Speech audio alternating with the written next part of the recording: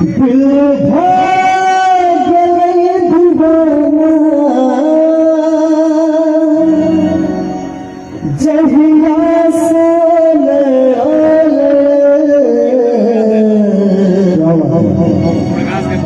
हम जाहि छै हमर छोट भाई रोशन झा से मंच पर आबी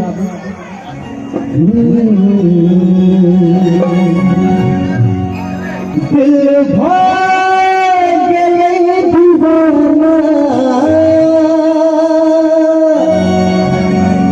जहिया से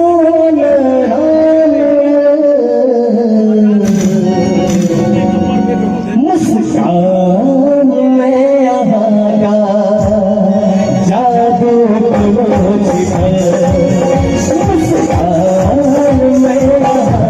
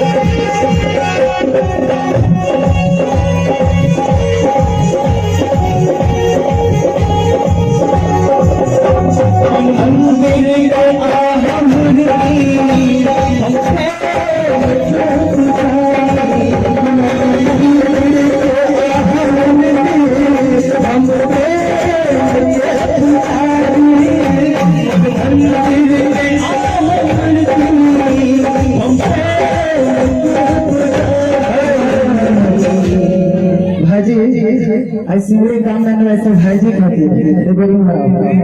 ऐसा कैसी है। अब भाईजी हम दोनों शर्ट भाई खाते से दोनों हाथ खाते बजा के आशीर्वाद मन मन देने के हम मन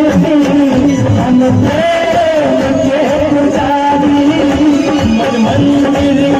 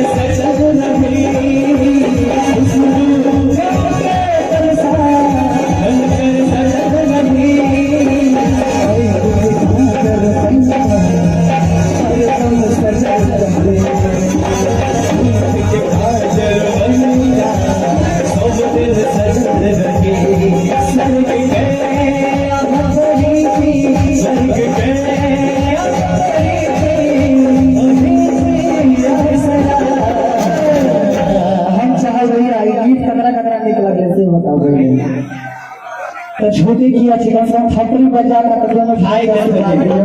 গেছে রে ভাই গেছে আচ্ছা যে খেলবে ফোন লাগে না বিহার লাগা সবকে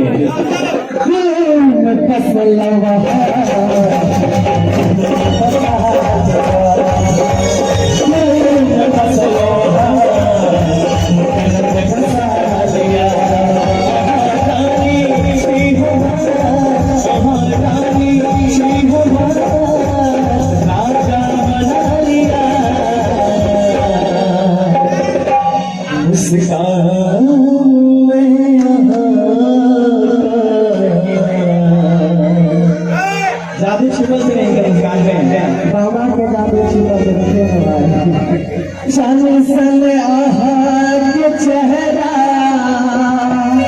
फूल सन नरम ठो ये भैया ये ठीक है किनका बजा रहा हूँ सन सन आहार के चेहरा फूल सन नरम ठो गोरे गाल पे याद लग गया बड़ा बजा सन सन आहार के चेहरा